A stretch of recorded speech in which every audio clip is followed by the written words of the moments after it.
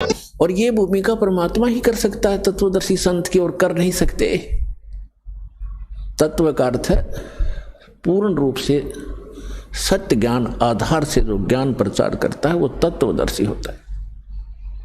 यहाँ के ब्रह्मा जी को मालूम नहीं, कहता है मैं पता नहीं कहाँ से उत्पन्न हो गया और कौन मेरे जनक हैं। तो ब्रह्मा जी से ही ज्ञान आगे सबको प्राप्त है, इंक्लूडिंग विष्णु और शिव जी तक, उसी से ज्ञान प्राप्त है।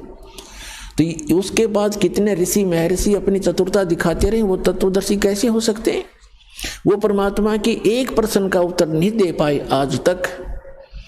सतयुग से लेकर कलयुग तक परमात्मा चारों युगों में आते रहे और यहाँ ज्ञान प्रचार करते रहे। प्रश्न किया करते हमारे धर्मगुरुओं से कि कौन ब्रह्मा का पिता है, कौन विष्णु की माँ और शंकर का दादा कौन है, हमको पंडित जी दो बताओ।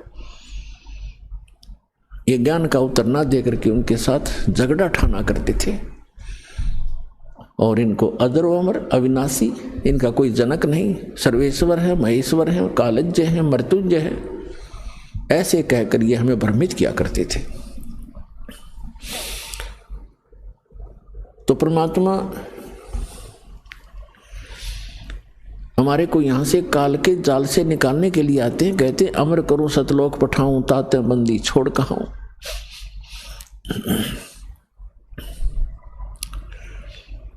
बंदी छोड़ का अर्थ है कर्मों के बंधन से हम यहाँ बंधे हुए हैं। हमारे इन बंधन को काटकर भगवान हमें मुक्त कराता है। तो तत्वदर्शी संत की भूमिका करने के लिए वो परमात्मा स्वयं ही आते हैं। और गरीबदास जी कहते हैं सतगुरु आए दया करी ऐसे दीन दयाल, बंदी छोड़ वृद्ध तास का जट अग्नि प्रतिपाल। तो गीता अध्याय नंबर 15 के श्लोक नंबर 1 से 4 में ये स्पष्ट किया, परमात्मा ने बताया है कि सभी विभाग बताए संसार रूपी वृक्ष के कि अक्षर पुरुष एक पेड़ है, सरपुरुष वाकी डार, इसको निरंजन ज्योति निरंजन भी कहते हैं। अक्षर पुरुष एक पेड़ है, सरपुरुष वाकी डार और तीनों देवा शाखा हैं, ये पात रूप संसार। जैसे पेड़ कौन सा होता है जो पृथ्वी से बाहर दिखाई देता है, अंदर का जो जड़ें होती हैं, मूल हैं, वो गुप्त होती हैं, प्रोक्ष होती हैं, वो अव्यक्त होती हैं, वो दिखाई नहीं देती। तो मूल स्वयं परमात्मा ही थे कबीर भगवान, अमर पुरुष, सत्य पुरुष, परम अक्षर ब्रह्म है वो। और उसके बाहर जो दिखाई देता उसके विषय में उन्होंने बताया कि अक्षर पुरुष ये तना समझो, और सरपुरुष वाकी डार जो मोटी डार निकलती है उसको ब्रह्म समझो, और तीनों देवा शाखा हैं, उस शाखा उस डार के आगे 3 शाखा समझो, ये रजगुण ब्रह्मा सदगुण विष्णु तप गुण शिव जी जानो। एक बार इस चित्र को देख लीजिए फिर आसानी से समझ पाओगे। ये देखिएगा यहां से, ये एक पेड़ है, पूरा पूरा देखो इसको। परमात्मा ने बताया था अक्षर पुरुष एक पेड़ है, ये समझो ये पृथ्वी से बाहर जो दिखाई देता है इसके विषय में परमात्मा ने जानकारी दी है कि अक्षर पुरुष ये तना जो है ये तो अक्षर पुरुष है, और सरपुरुष वाकी डार और तीनों देवा शाखा है, ये हम यहाँ हैं, ये पात रूप संसार। अब जड़ कौन है ये बताने के लिए इस दास को भेजा है कि ये परम अक्षर ब्रह्म है जो सबका पालन करता है, जो गुप्त है, प्रोक्ष है, पृथ्वी के अंदर समझो, यानी ऊपर के लोक हैं, सतलोक, अलखलोक, अगमलोक, अकह लोक, ये इससे ऊपर का पुरुष नीचे का। और ये है कौन? अनंत कोट ब्रह्मांड का एक रति नहीं भारे, सतगुरु पुरुष कबीरे हैं ये कुल के सिरजनहारे। हम सुल्तानी नानक तारे दादू को उपदेश दिया, जात जुलाहा भेद न पाया ये काशी माहे कबीर हुआ। तो ये है वो संसार रूपी वृक्ष। श्रीमद् भगवत गीता अध्याय नंबर 15 के श्लोक 1 से 4 का ये वर्णन है, ये निष्कर्ष है इसका कि उल्टा लटका हुआ संसार रूपी वृक्ष है अर्जुन, ऊपर को जड़ नीचे को शाखा। गीता ज्ञानदाता ने केवल इतनी जानकारी दी है, ऊपर को जड़ और नीचे को तीनों गुण रूपी शाखा वाला ये एक संसार रूपी वृक्ष है, पीपल का समझो, अविनाशी वृक्ष है। और जो इसके सभी पार्ट्स ऊर्ध्व मूलम अधः शाखम अश्वत्थम प्राहु अव्यम छंदासी यस्य पर्णानि ये तम वेद स वेदवित्। इसके सभी छंद सभी विभाग जो जानता है, पत्तों समेत इसके सब छंद हैं, ऊपर को जड़ और नीचे को शाखा वाला ये संसार रूपी पीपल का अविनाशी वृक्ष समझो। और इसके पत्ते आदि सभी छंद हैं, और जो इन सभी विभागों को जानता है, सब न्यारे न्यारे बताता है, स वेदवित्, वह तत्वदर्शी संत है। तो श्रीमद् भगवद गीता के इस अध्याय 15 के श्लोक 1 में जो वर्णन है कि वो वेदवित्, वो तत्वदर्शी संत सतगुरु होगा, वो कौन है? जिसने ये वाणी बोली है अपने सुख संवेद में, सच्चिदानंद घन ब्रह्म ने उस तत्व ज्ञान में बोला है। तो वो सतगुरु भी वही हैं। तुम साहेब तुम संत हो, तुम सतगुरु तुम हंस, गरीब दास तुम्हारे रूप बिना और न दूजा अंश। तुम साहेब तुम संत हो और तुम ही सतगुरु, सच्चा ज्ञान देने वाले अध्यात्म मार्ग का यह सर्व ज्ञान, और आप ही हंस हो, तुम ही सच्चे भक्त रूप में भी आप ही एक भूमिका करें। तो यहां बताया है कि उस परमेश्वर ने बताया अक्षर पुरुष एक पेड़ है, सरपुरुष वा की डार, और तीनों देवा शाखा है ये पात रूप संसार। श्रीमद् भगवद गीता अध्याय नंबर 15 के श्लोक नंबर 1 से 4 का निष्कर्ष है कि ये ऊपर को जड़ और नीचे को तीनों गुण रूपी शाखा वाला संसार रूपी पीपल का वृक्ष अविनाशी जानो। और जो संत इसके सभी विभागों को जानता है वह तत्वदर्शी संत है, और उसके पास तत्व ज्ञान है। श्रीमद् भगवद गीता अध्याय नंबर 4 के श्लोक 32 में स्पष्ट किया है कि परमात्मा ही सच्चिदानंद घन अपने मुख कमल से यथार्थ ज्ञान तत्व ज्ञान बोलता है। जो परमेश्वर के मुख कमल से उच्चरित वाणी होती है वो तत्व ज्ञान है।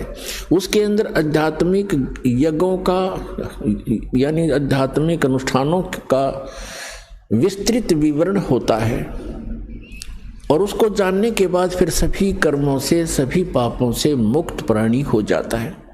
वो तत्व ज्ञान स्वयं परमात्मा अपने मुख कमल से ब्रह्मणे मुखे, अपने मुख कमल से बोलकर वो वाणी उच्चारण करता हो। सच्चिदानंद घन ब्रह्म की वाणी में विस्तार से कहे गए हैं वो तत्व ज्ञान है। चौथे अध्याय के 34वें श्लोक में कहा है कि अर्जुन उस तत्व ज्ञान को जो गीता ज्ञान से अन्य है, उस तत्व ज्ञान को तत्वदर्शी संतों के पास जाकर समझ, उनको दंडवत प्रणाम करने से, कपट छोड़कर उनकी सेवा करने से, सरलता पूर्वक प्रसन्न करने से वो तत्वदर्शी संत तुझे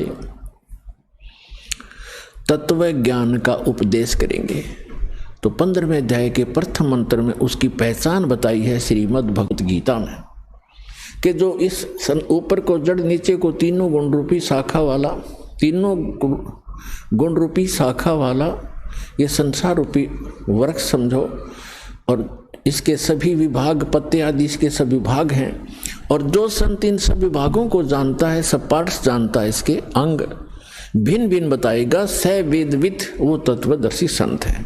और 15वें अध्याय के 4 श्लोक में कहा है कि उसके पश्चात तत्वदर्शी संत से तत्व ज्ञान प्राप्त करके इस अज्ञान रूपी अंधकार में उलझे हुए इस अज्ञान को काटकर, तत्व ज्ञान रूपी शस्त्र से इस अज्ञान को काटकर, उसके पश्चात परमेश्वर के उस परम पद की खोज करनी चाहिए,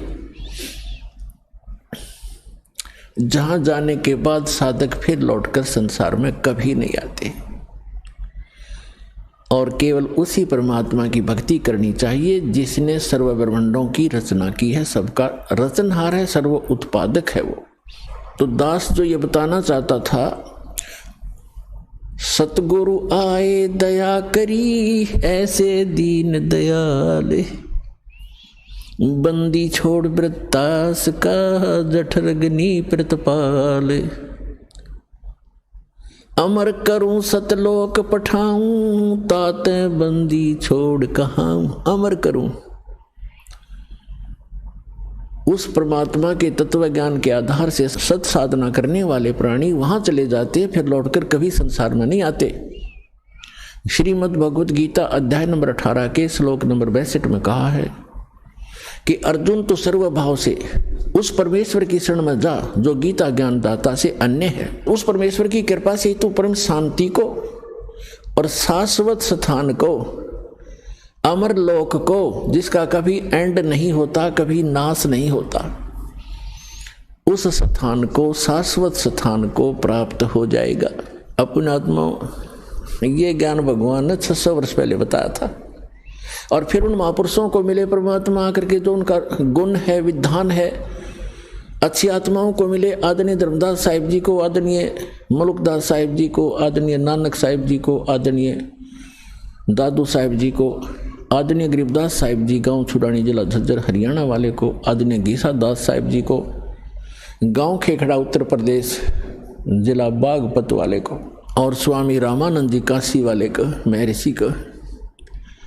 तो उन महापुरुषों ने, स्वयं परमात्मा ने हमारे को सचेत करने की चेष्टा की कि जो साधनाएं, जो भक्ति तुम कर रहे हो और जिस भगवान को तुम परमात्मा माने बैठे हो वो परमात्मा नहीं है।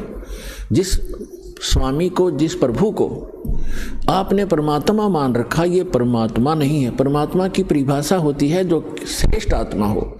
श्रेष्ठ आत्मा कभी किसी को मारता नहीं, किसी की टांग नहीं काटता, किसी को अंधा नहीं करता, किसी को रोगग्रस्त नहीं करता, वो परमात्मा होता है। अब कई अनजान जो बिल्कुल माइनस जिनकी बुद्धि होती है अध्यात्म में, वो कहते हैं कि हम इस बात से चिंतित हैं कि भगवान है कहाँ। भगवान होता तो ये हालत होती लोगों की। जैसे अभी एक दुखद खबर हम सुन रहे हैं कि केदारनाथ और बद्रीनाथ के दर्शनार्थ गए हुए श्रद्धालु इन अज्ञानी आचार्यों, शंकराचार्यों द्वारा भ्रमित किए हुए वहाँ भगवान खोजने गए थे। और आज खबरों में सुनने को आ रहा है कि 15-20 हजार व्यक्ति मारे जा चुके। फ्लड में बादल फट गया और केदारनाथ के मंदिर का पता नहीं कहाँ गया। एक शिवलिंग खड़ा हो टूंड सा। तो पुण्यात्मा परमात्मा 600 वर्ष पहले आए। उसके बाद उनके द्वारा, उनके ज्ञान से परिचित महापुरुषों ने यही ज्ञान सुनाया। और वो कहा करते थे, चारों युग में संत पुकारे और कूक कहा हम हेल रे, हीरे माणक मोती बरसे ये जग चुगता ढेल रे। परमात्मा 600 वर्ष पहले बताया करते थे। और उनसे परिचित महापुरुष आदरणीय गरीबदास साहिब जी ने कहा है कि चारों युग में संत पुकारे, कबीर साहिब की महिमा गाई है। और कोक कहा हम हेल रे, हमने रुक के मार मार के, आवाज लगा लगा के, शोर मचा मचा के बता दिया कि हम तत्व ज्ञान और सत साधना रूपी हीरे मोतियों की वर्षा कर रहे हैं। आप इनको नहीं उठा रहे हो, ग्रहण नहीं कर रहे हो। और आन उपासना रूपी इन भ्रमित किए हुए आचार्यों और शंकराचार्यों, ऋषियों, महर्षियों, मंडलेश्वरों के द्वारा भ्रमित किए हुए आप बहुमूल्य वस्तु को छोड़कर कंकर पत्थर इकट्ठे कर रहे हो। ये आन उपासना, इन तीर्थों पर जाके मत्था टेकना, वहाँ दर्शनार्थ जाना, कल्याण की इच्छा करना, ये तो आपकी भूल है, बाल बुद्धि है। परमात्मा कहते हमरा ज्ञान किन्हें ना सुनिया, और ये पर भी लेन जात है दुनिया। पुण्यात्माओं, हमें बड़ा दुख है कि हमारे भाई बहन वहाँ किसी गंदी मौत मरे केदारनाथ की इस दुर्घटना में। कलेजा मुंह को आता है। हमारी ही दशा ऐसी हो रही है उनकी इस दीनता को देखकर। कोई भूखा मर के अचानक बैठे हैं धर्मशाला की, धर्मशालाएं बह गई है। कोई सो रहा था, कोई भगवान के गुण गा रहा था, आज उनका पता नहीं कहाँ चले गए। तो पुण्यात्माओं, जिनके वो सदस्य मरे होंगे उनकी क्या हालत होगी। तो कैसा है ये लोग। यहाँ संतों ने, महापुरुषों ने बताया है। नानक साहिब जी कहते ना जाने काल की कर डारे, और किस विध ढल जा पासावे, और जिनाते सरते मौत खुड़क दी उन्हानू केड़ा हासावे। तो पुण्यात्मा परमात्मा स्वयं आकर के हमें ज्ञान सुनाया करते थे। इन अज्ञानी गुरुओं ने काल प्रेरित होकर अपने स्वार्थवश हमारे तक यथार्थ ज्ञान भगवान का दिया हुआ आने नहीं दिया। और कबीर साहब को एक दुलाहा, एक धानक, एक निर्धन व्यक्ति और फिर लास्ट में एक कवि, और ज्यादा किसी ने उपमा दी तो एक भक्त कहकर उनकी फाइल को क्लोज कर रखा था, उनकी हिस्ट्री बंद कर दी थी, लाल को कूड़े के ढेर में डाल दिया था। इस दास को पारखू बनाया, जोरही बनाया। इस दास ने उस लाल की परख की और ढंडोरा पीटा, अनाउंसमेंट करनी शुरू कर दी कि ये लाल है जिसको तुम पत्थर मान रहे हो और जिनको तुम हीरे मोती समझते हो, वो कौड़ी है, वो बहुमूल्य नहीं है। ठीक है, इसके इस प्रचार के लिए, अपने भाई बहनों तक ये सत्य संदेश पहुंचाने के लिए दास ने और दास के साथ पूर्व पहले समय से लगे हुए मेरे बच्चे और बेटियों ने बहुत कुछ कठिनाइयों का सामना अवश्य करना पड़ा, जेलों में जाना पड़ा। जगह जगह इन नकली लोगों ने, झूठों ने हमारे ऊपर झूठे मुकदमे भी बनवाए बच्चों के ऊपर, लेकिन हमें पता लग गया है कि वो अनजानपने में ये सब कुछ कर रहे हैं। जिस दिन उनको भी ये ज्ञान होगा, वो भी उसी भगवान के बच्चे हैं और वो हमारे साथ हो जाएंगे, उनका कल्याण हो जाएगा। हमारा उद्देश्य किसी की भावनाओं को ठेस पहुंचाना नहीं, हमारा उद्देश्य उनको सही दिशा देना है कि जिससे आपका भी, आपके परिवार का भी, और आपके जो इस गलत साधना करके चले गए, मृत्यु को प्राप्त आज प्रेत पितर बने हुए, उनका भी उद्धार हो जाएगा इस साधना से, जो दास बताता है। अब जैसे भावनाओं को ठेस पहुंचाने की बात जो ये मूर्ख लोग करते हैं, जो स्वार्थी करते हैं, जनता को भ्रमित करते हैं कि हमारी भावनाओं को ठेस पहुंचा दिया, इन मंदिर, मस्जिदों, गुरुद्वारों और चर्चों की पूजा को ठीक नहीं बताया, मंदिरों में जाने को गलत बताते हैं, भगवान की मूर्ति पूजना, मूर्ति की पूजा गलत बताते हैं, केदारनाथ, अमरनाथ, इन धामों और तीर्थों पर जाने को गलत बताते हैं। ये हमारी भावनाओं को ठेस पहुंचाते हैं। पुण्यात्मा, भावनाओं को ठेस नहीं पहुंचाया जाता यदि किसी के पास यथार्थ ज्ञान है और उस ज्ञान के आधार से कोई ज्ञान बताता है। वो तो ऐसा है जैसे बच्चे होते हैं, छोटे छोटे बच्चे, अग्नि जल रही होती है, आग जल रही है, और बच्चा उस अग्नि के बलते हुए उस जल रही उस भट्ठी की तरफ चलता है, और उसको कोई देख लेता है, बुद्धिमान व्यक्ति, कि ये बच्चे अग्नि की भट्ठी की तरफ जा रहे हैं और ये जल जाएंगे। उनको जाकर वो उठा लेता है और वो जाना चाहते हैं, उसको अच्छी वस्तु समझ के पकड़ना चाहते हैं और उसको उठा लेता है, तो वो रोता भी है और कहता है मुझे छोड़ दे, इधर ही जाने दे। उसकी भावनाओं को वहाँ ठेस पहुँचाना अनिवार्य था। यदि उस भावनाओं को ठेस नहीं पहुँचाया जाता तो जल के मर जाता वो बालक।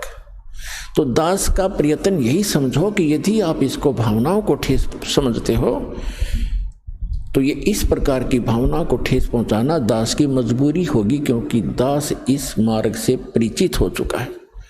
और जहाँ तक पार बसाओगी आपको वहाँ नहीं जलने दूंगा उस आग के अंदर। अपने आत्मा परमात्मा आकर बताया करते थे कि जिन धामों की आप पूजा करने जाते हो, इन धामों की कुछ कम से कम तुम स्थापना देखो कैसे हुई है। इन तीर्थों की ये स्थापना कैसे हुई, और फिर ध्यान से सोचो, विचार करो। आज बालक नहीं हो, आप शिक्षित हो, उनके इतिहास, उनकी जीवनी हमारे पास उपलब्ध हैं, उनको पुनः विचार करके ग्रहण करो, उनको त्याग दो। देखो जितने भी तीर्थ हैं, धाम हैं, और जितने भी ये पवित्र स्थल हैं, आदरणीय हैं, ये आदरणीय यादगारें हैं, लेकिन वहां जाने से मोक्ष नहीं हो सकता।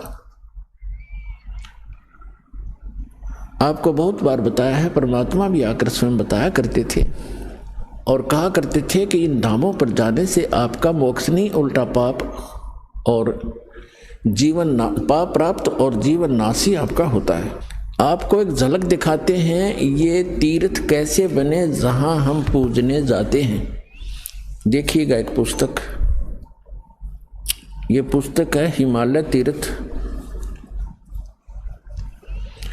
ये पुस्तक है हिमालय तीर्थ और ये हमारे शंकराचार्यों द्वारा दिए गए ज्ञान है, दिया गया ज्ञान है। ये है जेपी नबोरी इसका प्रकाशक है। ये देखिएगा हिमालय तीर्थ, जेपी नबोरी, उप मुख्य कार्यकारी श्री बद्रीनाथ केदारनाथ मंदिर समिति, ट्रैक्स एंड टूर्स कलकत्ता, और ये यहाँ से छपे हैं। अब हम इसके आपको ये देखिएगा उत्तराखंड के पंच केदार, ये पृष्ठ नंबर 17 है, यहाँ से हम प्रारंभ कर रहे हैं। ये 18 पृष्ठ है, यहाँ से हम ये 17 पृष्ठ है। उत्तराखंड के पंच केदार श्री केदारनाथ भारत के उत्तर नागाधिराज की सुर में उत्पत्तिका में स्थित केदार क्षेत्र प्राचीन काल से मानव मात्र के लिए पावन मोक्षदायक रहा है। इस क्षेत्र की प्राचीन एवं पौराणिक महत्व के संबंध में स्वयं भगवान शंकर ने स्कंद पुराण में माता पार्वती के प्रश्न का उत्तर अपने श्रीमुख से निम्न प्रकार दिया है। ठीक है। हे प्राणेश्वरी, यह क्षेत्र उतना ही प्राचीन है जितना कि मैं हूँ। मैंने इसी स्थान पर सृष्टि की रचना के लिए ब्रह्मा के रूप में परब्रह्म तत्व प्राप्त करके सृष्टि निर्माण का शुभारंभ किया। तभी से स्थान मेरा चिरप्रिय समान है। भगवान शंकर का सुप्रसिद्ध ज्योतिर्लिंग भारत के विख्यात 12 ज्योतिर्लिंगों में से 11वां ज्योतिर्लिंग है। सुदूर उच्च हिमालय में समुद्र तल से 11,750 फीट की ऊंचाई पर श्री नर और नारायण ऋषि द्वारा प्रतिष्ठित है।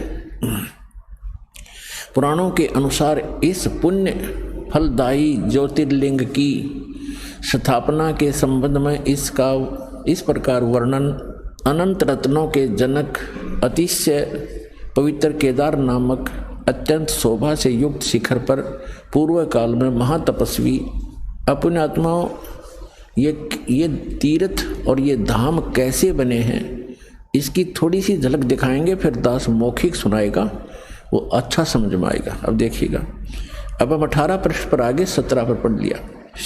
यहाँ पर पीछे से हमने पढ़ा है, यहाँ से फिर पढ़ें।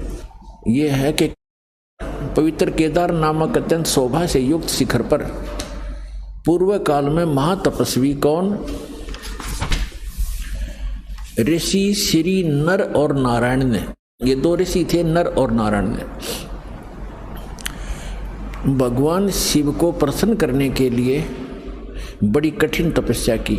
इस तपस्या से तीनों लोकों में उनकी चर्चा होने लगी, जिसकी सभी लोकों में प्रशंसा होने लगी। फलस्वरूप भगवान शंकर भी नर नारायण की तपस्या से प्रसन्न हुए और उन्होंने प्रत्यक्ष प्रकट होकर ऋषियों को दर्शन दिए। दोनों ऋषियों ने भगवान भोलेनाथ के दर्शन किए। दर्शन से आनंद विभोर होकर स्तुतियों और मंत्रों से उनकी पूजा अर्चना की। भगवान शिव ने अत्यंत प्रसन्न होकर उनसे वर मांगने को कहा। भगवान शंकर की यह बात सुनकर उन दोनों ऋषियों ने देवादिदेव महादेव से प्रार्थना की, यहाँ हे प्रभु, यदि आप प्रसन्न हैं और वर देना चाहते हैं तो अपने इसी स्वरूप में जगत कल्याण एवं हमारी पूजा प्राप्त करने हेतु यहाँ सचित होवें, ताकि जगत का महान उपकार एवं भक्तों के मनोरथ आपके दर्शनों से परिपूर्ण हो।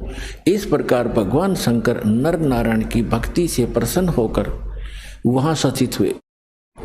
देवादिदेव महादेव यदि आप हम पर प्रसन्न हो तो भक्तों के कल्याण हेतु आप सदा सदा के लिए अपने स्वरूप से इस स्थान पर स्थापित करने की कृपा करें। अपने स्वरूप को यहाँ स्थापित करने की कृपा करें। यहाँ आकर आपका दर्शन पूजन करने वाले मनुष्यों को आपकी अविनाशी भक्ति प्राप्त होगी।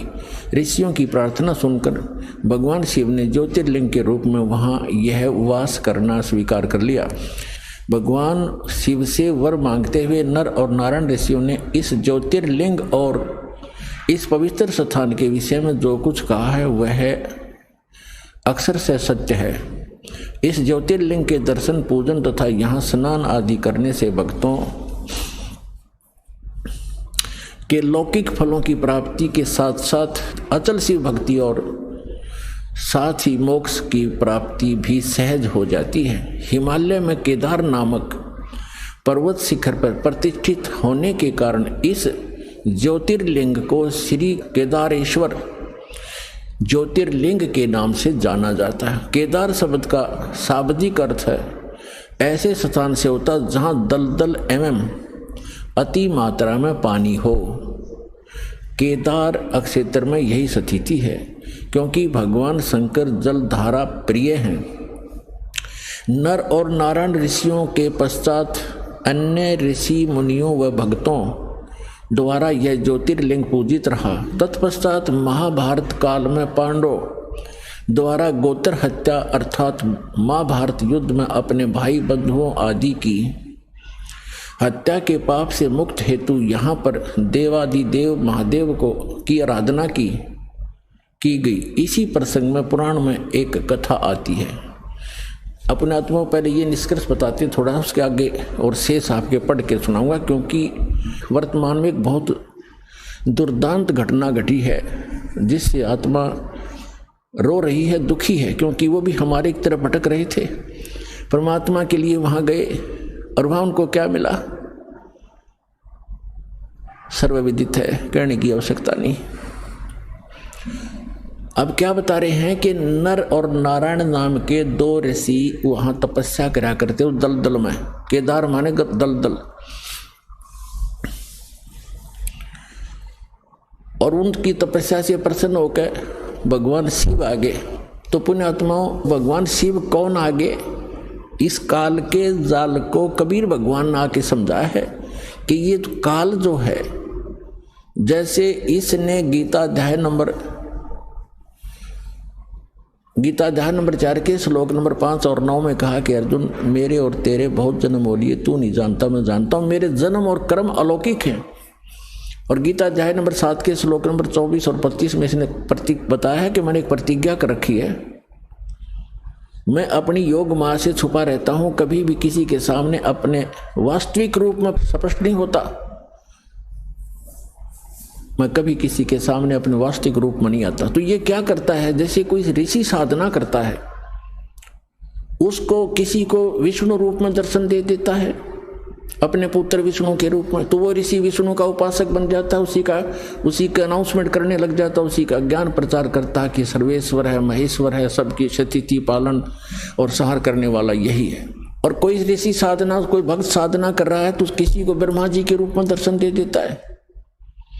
तो वो कहता है कि ये ब्रह्मा जी हमारे सामने रहते हैं, देवता, यही भगवान है, सर्वशक्तिमान है, मैंने समाधि दशा में इसके दर्शन किए, ये छुपाई है अपने आप को।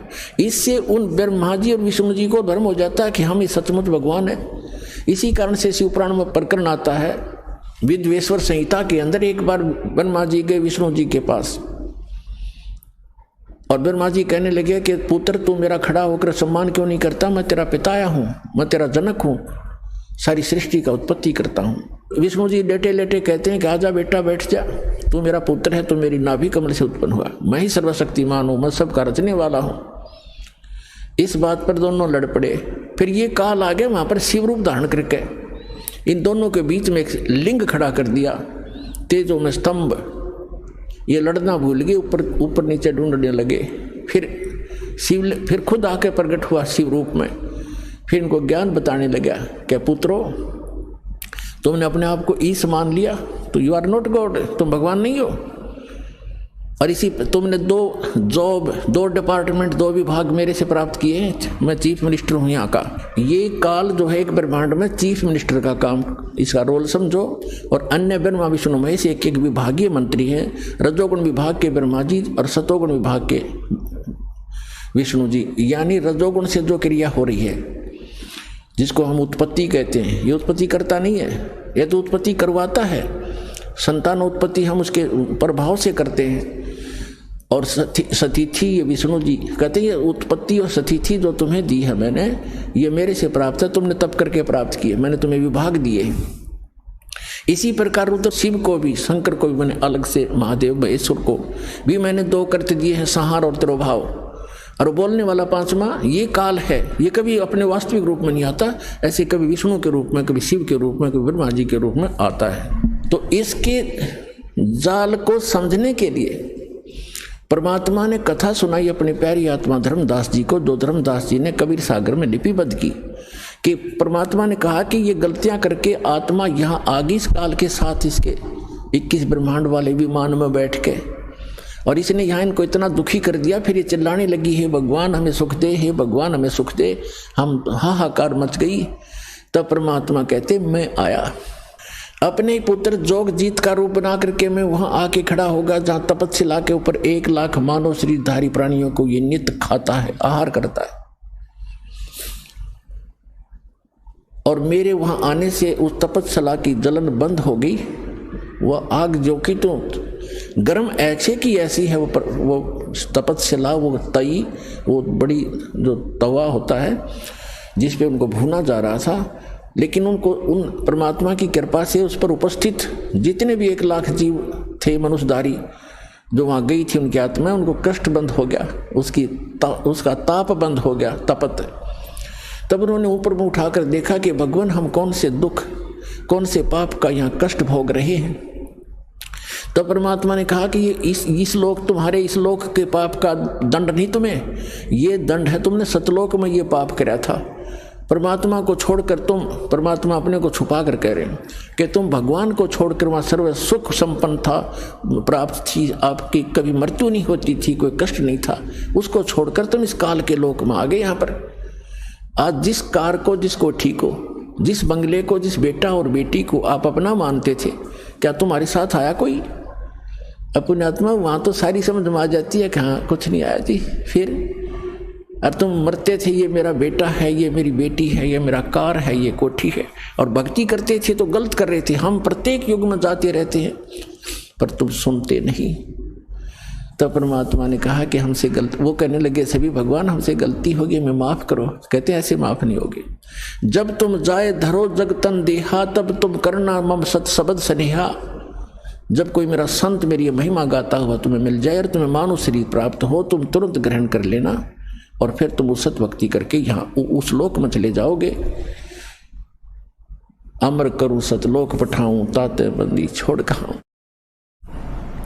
इतने में वो काल आ जाता है। प्रतिदिन उसने टाइम फिक्स कर रखा है, इतने समय के बाद ये सभी आत्माएं उसके तपस्या पे भुनकर उनके अंदर से जो गंध वो निकालता है, वो निकल कर वो भाग ऊपर से उड़ा, उनको ऐसे उड़ा देता है, वो गंध रह जाता है। अब आप देखते हो यहाँ प्राणी गंदे पदार्थ तो बहुत आसानी से ग्रहण कर लेता खाने के लिए, पीने के लिए। शराब पीना, भांग पीना, सुल्फा पीना और तंबाकू पीना और फिर मांस खाना, चटपटे अटपटे खाना, ये तो बहुत खुश होकर ग्रहण करता है। क्यों? क्योंकि ये चाहता है कि जितना ये गंद अटपट खाएंगे उतना ही के अंदर गंदी वासना ज़्यादा बनेगी, और तपस्या के ऊपर भूनने से वो सारी वासना वहाँ रह जाती है और ये जीव वहाँ से कर्म ज्यों के त्यों रहते हैं, वो वापस आ जाता है, मरता नहीं। फिर अपने कर्मानुसार 84 लाख योनियों में किसी भी स्वरूप उसके कर्मानुसार वो जाए, उस योनि में वो चला जाता है। तो उसी समय वो काल आ जाता है, और काल ने देखा अपने बड़े भाई जोगजीत को, जिसने वहाँ से, जिस रूप में परमात्मा ने सतलोक से उसको निकाला था।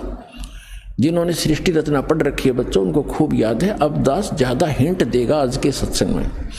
सृष्टि रचना कभी आपको बताएंगे, और आपको सीडी वगैरह बनाकर भी दे रखी है, वो भी देख सकते हो। और उसने सोचा, काल ने, इस ज्योत स्वरूपी निरंजन सरपुरुष ने कि मन में आई कि जोगजीत कैसे आ गया, ये कोई परमपिता का कोई संदेश लेकर आया है, पहले इसे वो संदेश जानता हूँ, क्या आज्ञा लेकर आया है ये भगवान की, और फिर आज इसको कूटूंगा, पिटाई करूंगा इसको मारूंगा, खूब कूटूंगा, क्योंकि इसने मुझे वहां से मार कर निकाला था, मुझे जबरदस्ती निकाला था सतलोक से।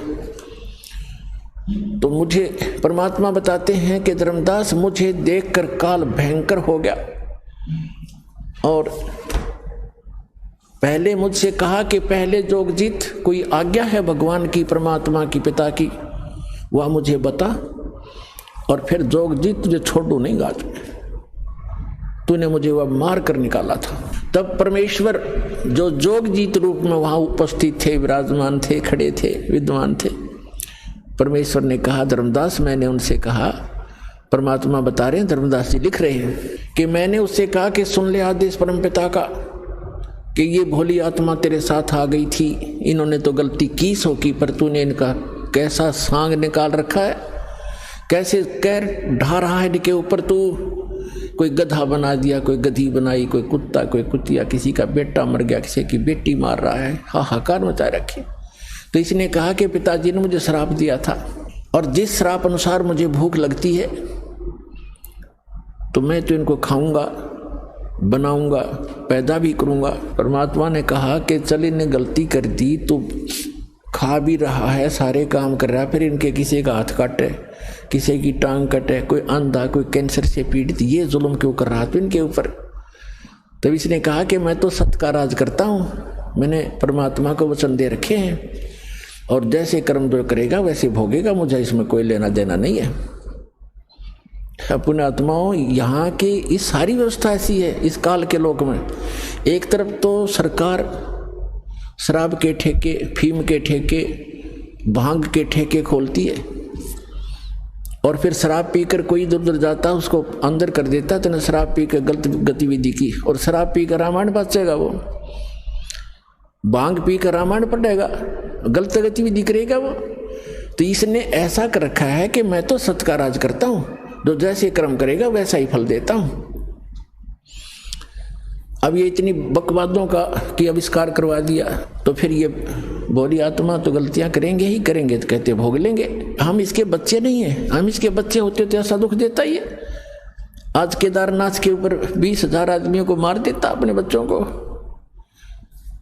ये हम इसके बालक नहीं हैं, हम इसकी प्रजा नहीं है, हम उस परमात्मा की प्रजा हैं, सतपुरुष के बच्चे हैं, और हम अपनी गलती से इसकी कैद में फंस गए हैं। यहाँ से निकालने का एक तरीका है, हम स्वेच्छा से आए हैं, स्वेच्छा से ही वापस जाएंगे। जब हमारी यहाँ के लोक से, दुखों से इतना मन हट जाएगा, और वहाँ के सुख से हम इतने प्रभावित और प्रेरित हो जाएंगे, और फिर सब भक्ति करेंगे, तब हम वहाँ जा पाएंगे। इसलिए आपको सारा ज्ञान प्रमाण दिखाए जा रहे हैं, ताकि आपका यहाँ से मन हटे और भक्ति पर डटे, और फिर वहाँ चलेंगे हम। तब इसने कहा, परमात्मा ने कहा जोगजीत रूप में कि मैं नीचे जाऊंगा, परमात्मा ने भेजा हूं, और वहां जाकर तेरे सारे जाल को समझाऊंगा, और सबको परमात्मा की महिमा बताऊंगा। आपने सारे परमात्मा की जो सतपुरुष है, जो वास्तव भगवान है, यथार्थ स्थान है, उसका तो नामो निशान मिटा दिया, तू स्वयं भगवान बन बैठे यहाँ का। और सबको बताऊंगा, और एक ऐसा गुप्त मंत्र दिया है मेरे को, वो मंत्र उनको दूंगा, सतनाम और सारनाम। और फिर उसने कहा, उसे आग तो अंदर से जल गया वो सारा, ये तो नाश करेगा मेरे बड़े बड़े काम का। फिर उसने कहा, काल ने कहा कि एक काम करना। हाँ, और जब उसने ये बात सुनी तो एकदम भयंकर होगा, कहने लगा तू मेरा बाग उजाड़ने जा रहा है, तू मेरा नाश करने जा रहा है, तुझे अभी खत्म कर दूंगा, तुझे तो जाके दिखाना नीचे। परमात्मा ने कहा कि ऐसा सुनकर काल भयंकर होगा मेरे ऊपर। और धर्मदास ऐसे अटैक किया उसने, मेरे को बिल्कुल खत्म करने के लिए दौड़ के आया, और मैंने सतनाम का सुमन कर दिया, नाम का सुमन शुरू कर दिया। इस नाम के अंदर धर्मदास ऐसी प्रबल शक्ति है, इसके सामने कोई भी देव, कोई यक्ष, कोई भी यहाँ का काल तक भी नहीं ठहर सकता, मेरे पास ऐसा मंत्र है। पुण्यात्माओं, ये परमात्मा धर्मदास जी के माध्यम से, और धर्मदास जी को तथा हम सभी को सतर्क करना चाहते हैं कि कभी भी आपके ऊपर कोई भी आपदा आती है किसी भी प्रकार की, तो नाम का सिमरण अवश्य करना कुछ देर। फिर जो टेंशन है वो है, लेकिन सिमरण एक बार कर लेना, आप देखना फिर उसका प्रतिफल कैसा होगा। तो कहते हैं मैंने सिमरण शुरू किया और काल ऐसे गिर गया जमीन के ऊपर, ऐसे गिर गया उस पृथ्वी पर जहाँ वो रहता है वहाँ पर, जैसे पक्षी की पंख कट जाते हैं और पड़ा पड़ा तड़फ रहा होता है। तो वो समझ गया। उसमें वैसे तो काफ़ी विस्तार लिखा है, बाकी हम थोड़ा बताएंगे जितना आवश्यक है, क्योंकि हमने समझना इस ज्ञान को। बाकी ज्ञान है, समाधान बिना काम बनेगा नहीं, समाधान ज़्यादा महत्वपूर्ण है। उसमें तो बहुत कुछ कहा है कि वो इतना भयभीत हो गया कि वहाँ से भाग के पाताल में जाके छुप गया। फिर मैं वहीं पहुँचा और उसको पकड़ के ला के चल वहीं पर, वहीं बैठा के फिर वो उसने मेरे पैर पकड़ लिए। जब ताकत से पार नहीं बसाई, नहीं उसका बस चला, तो मेरे चरण पकड़ लिए, बुरी तरह रोने लगा और कहने लगा मैं तो आपको पिता के समान मानता हूँ, छोटे तो गलती किया करते हैं, बड़े क्षमा करते हैं, मुझे माफ़ कर दो। रोया बुरी तरह। परमात्मा बोले कि मैंने कहा कि चल ठीक है माफ़ कर दिया, ऐसे नहीं, आप वचनबद्ध हो जाओ। परमात्मा बोले क्या वचनबद्ध हो जाऊं? कि एक दया करना कि 3 युगों में जीव थोड़े ले जाना, सतयुग त्रेता द्वापर माही, तीनों युग जीव थोड़े जाए, चौथा युग जब कलयुग आवे तब शरण जीव हो जावे, जीव बहु जावे, ऐसा वचन हर मोय दीजे, तब संसार गवन तो कीजे। और भी 1-2 प्रसन्न थे, प्रार्थना थी, वो कही तो परमात्मा ने कहा चलो तथास्तु, जो तूने मांगा मैंने बख्श दिया। 3 युगों में जीव कम ले जाऊंगा और चौथे युग कलयुग में मैं खूब तूफान मचाऊंगा अपने बच्चों को निकालने के लिए, तो बाधा मत करना फिर। तो उसने कहा कि एक और प्रार्थना की उसने उसी समय कि जो आपका ज्ञान स्वीकार करे आप जाओ, और या आपका कोई संदेश वाहक आवे कि जो भी मानव परमात्मा का इच्छुक स्त्री या पुरुष आपका ज्ञान स्वीकार करे वो आपका, और हमारा ज्ञान काल के दूतों का, इन मंडलेश्वरों और आचार्यों का जो ज्ञान ग्रहण करे उसको आप बाई फोर्स ना लेना, ये दया करना, बलपूर्वक ना ले जाना। ये तो परमात्मा को पता था, ये बलपूर्वक ले जाएगा कोई टिकेगा वहाँ पर? कहते परमात्मा यहाँ तो कहते हम मोहम्मद को वहाँ ले गयो, इच्छा रूपी वहाँ नहीं रहो, उल्ट मोहम्मद मैल पठाया, गुज बीरज एक कलमा लाया, रोजा बंग नमाज दई रे, बिस्मिल की नहीं बात कही रे। हजरत मोहम्मद जी को लेकर गए थे, लेकिन उसकी इच्छा यहाँ से हटी नहीं थी, क्योंकि यहाँ उसके बहुत घने अनुयायी बन गए थे और उनको ज्ञान संपूर्ण ग्रहण समझ में नहीं आया था। तो कहते परमात्मा को मालूम था कि बलपूर्वक कैसे ये वहाँ रुक जाएंगे, ये पहले वहीं ना रहा करते, गड्ढा करते, आप मरे यहाँ पर इस गंदे लोक में, यहाँ से। तो उसने कहा कि ठीक है, परमात्मा ने कहा ठीक है, जो मेरा ज्ञान ग्रहण करे वो मेरा, ताकि निकट काल मत आना, कि जिसने लिया मेरा परवाना, ताकि निकट काल मत जाना, कि मेरे जिसने मेरा ग्रहण कर लिया नाम, मेरा ज्ञान, उसके निकट तुम मत जाना। तो उसने कहा, तो काल ने कहा था कि जो आपकी मर्यादा में रहेगा आपका, और मर्यादा तोड़ेगा तो मेरा ही है। वो तो अंडरस्टूड, इसमें कहने की जरूरत नहीं है फिर तो परमात्मा ने कहा ठीक है तथास्तु। जब परमात्मा ने ये सारा कुछ कह दिया और उसकी सारी स्वीकृति दे दी, तब एकदम रूप बदल गया और एकदम खड़ा हो गया। कहने लगा जोग जीत जाओ संसारा, जीव न माने कहा सब तुम्हारा, जीव तुम्हारा कहा न माने, हमरी ओढ़ हो बाद बखाने। मैंने उनको ऐसी उल्टी पट्टी चटपटा दी कि सब मेरे ही ज्ञान को ग्रहण किए हुए हैं, और कलयुग में तो उनकी ऐसी हालत कर दूंगा कि किसी को भी भक्ति योग्य नहीं छोड़ूंगा। देवल धाम और तीर्थ पुजवाऊं, देव धाम इनकी पूजा करवाऊंगा, या विद जीवों को भरमाऊं। अपने आत्मा अभी परमात्मा का ज्ञान आपके ईव समझ में आवेगा। आज जो दास आपको समझाना चाहता है कि जैसे आज सबसे ताज़ा दुर्घटना और सबसे भयंकर आज तक की इन तीर्थ यात्रियों के लिए ये है कि केदारनाथ के दर्शनार्थ गए हुए इन बद्रीनाथ केदारनाथ के श्रद्धालुओं के ऊपर कितना कहर टूट गया, परिवार के परिवार नष्ट हो गए।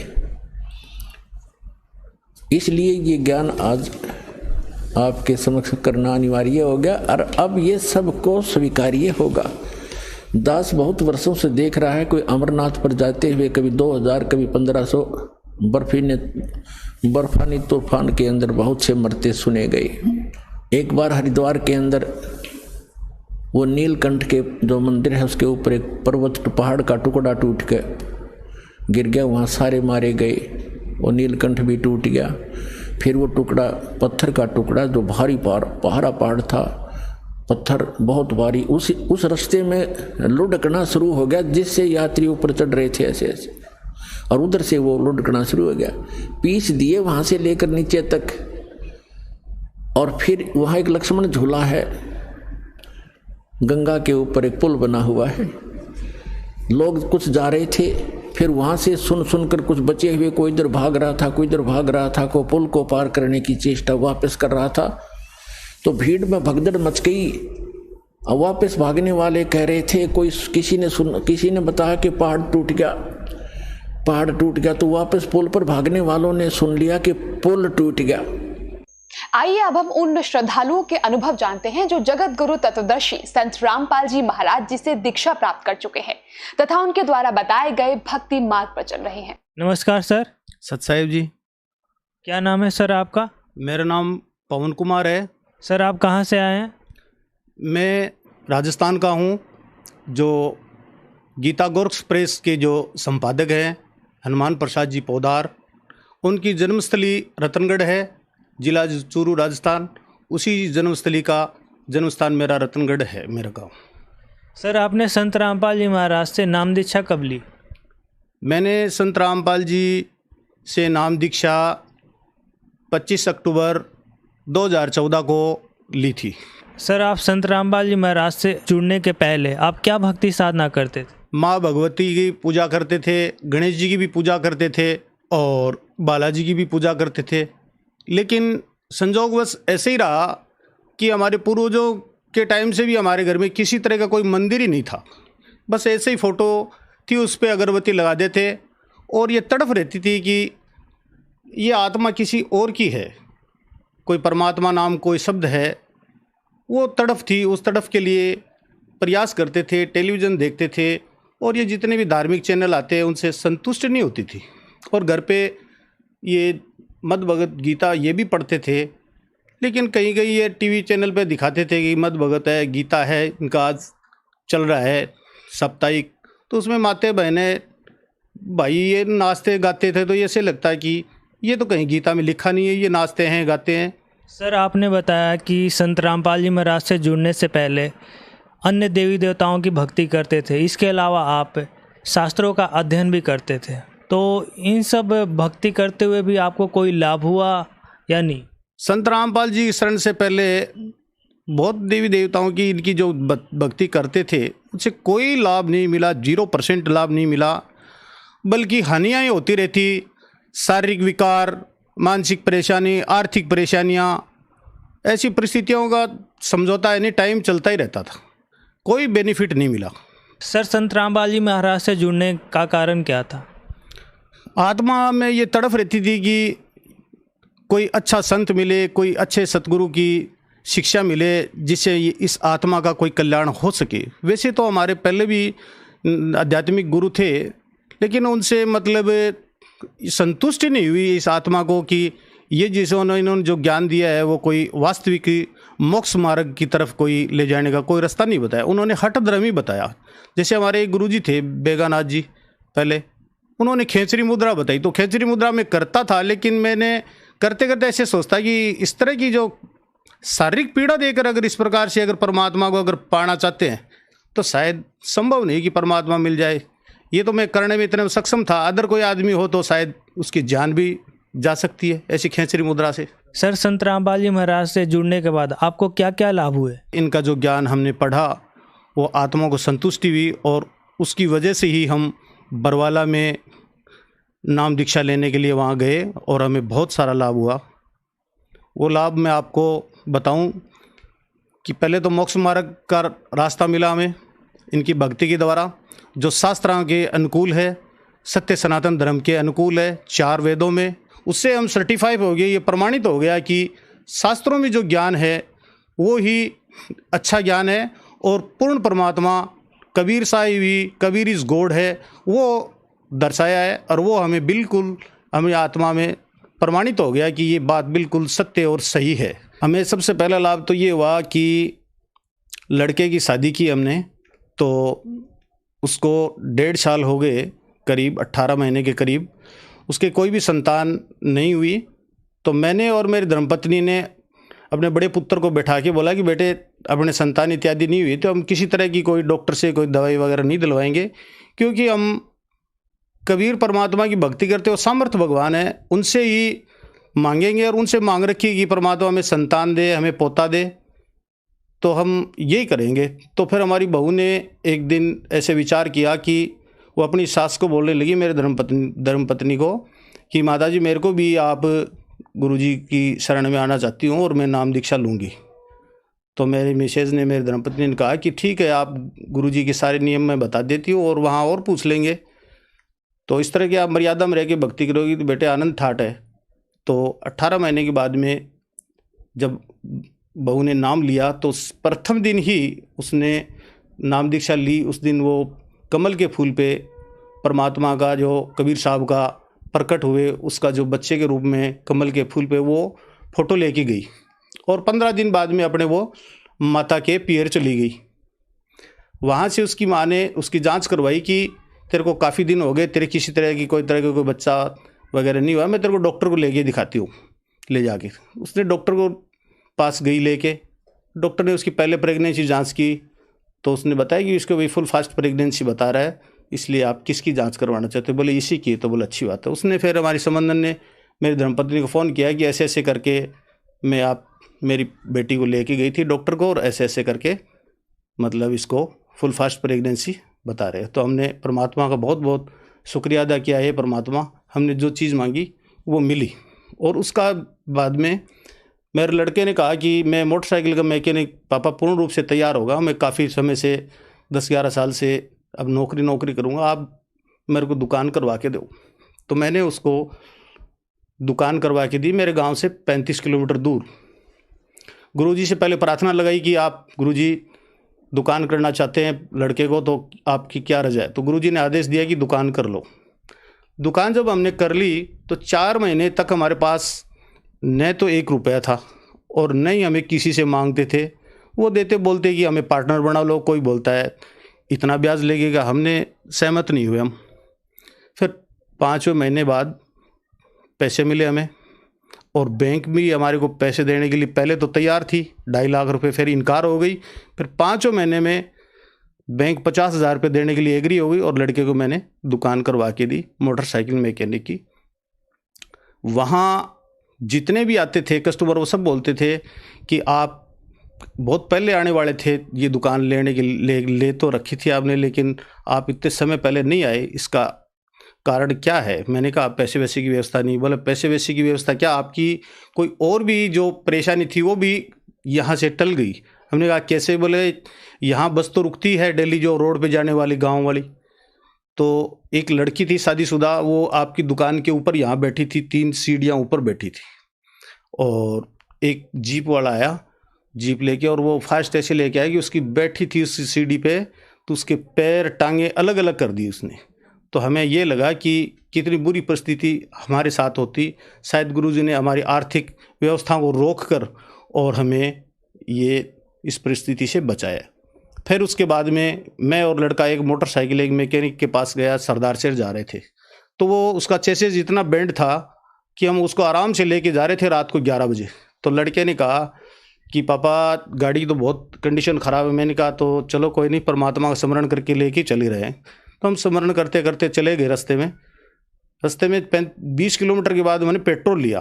पेट्रोल लेने के बाद में मोटरसाइकिल में से चलते ही मेरे पुत्र के जेब से पर्स निकल के गिर गया। उसने कहा कि पापा मेरा पर्स गिर गया। मैंने कहा ठीक है, मुझे भी मालूम चल गया, मेरे पैर के टच हो गया, गिर जाने दे, जो भी कुछ है वो फिर परमात्मा देगा यार, नहीं उठाएंगे रात के टाइम, कहीं भी नहीं रोकेंगे, चलो कैसे भी।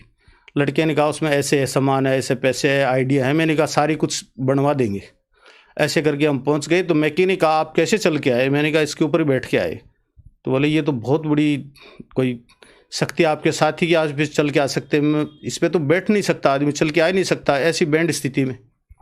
फिर भी बच्चे ने कहा कि पापा देखो वो पर्स गिर गया, आप पैसे वैसे अब आपके पास ही दो मैकेनिक को। मैंने कहा मैं दे देता हूँ। तो हमने उनको पैसे वैसे दे के उसी मोटरसाइकिल को रात को 3 बजे कंप्लीट करवा के वापस सरदार शेर से हमारे रतनगढ़ आए। 50 किलोमीटर चल के और सुरक्षित पहुँच गए।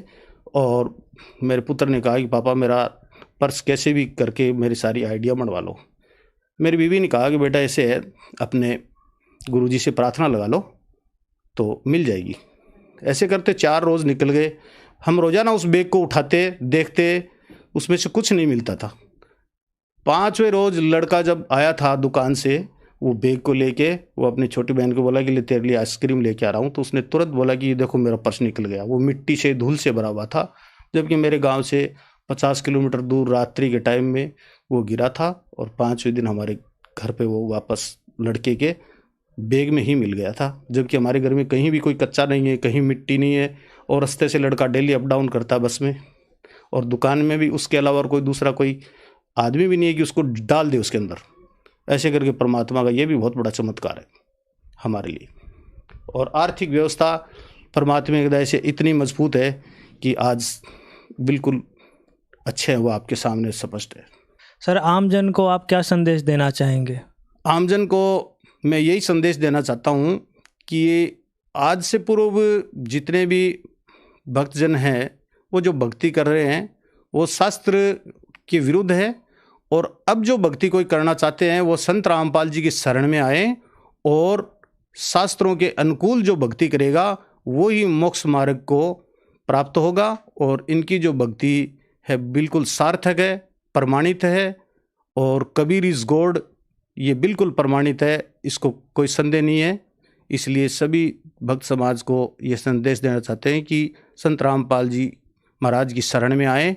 और अधिकतर टीवी चैनल चलते हैं, उनके माध्यम पे जो मोबाइल की जो पट्टी चलती है उसके संपर्क करके आप जिस किसी क्षेत्र में रहते हैं उस क्षेत्र में आपको नाम दान के अंदर पे वो आपको भेज देंगे। और नाम दीक्षा लेके अपनी मर्यादा में भक्ति रह के और अपना मोक्ष मार्ग करवाएं।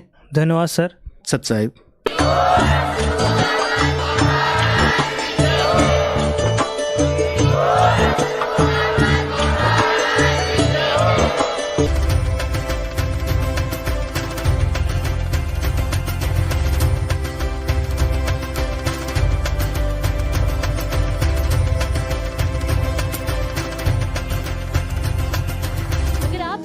YouTube पर देख रहे हैं तो हमारे चैनल को सब्सक्राइब करें और बेल आइकन को दबाना ना भूलें। अगर आप Facebook पर यह वीडियो देख रहे हैं तो हमारे पेज को लाइक करें।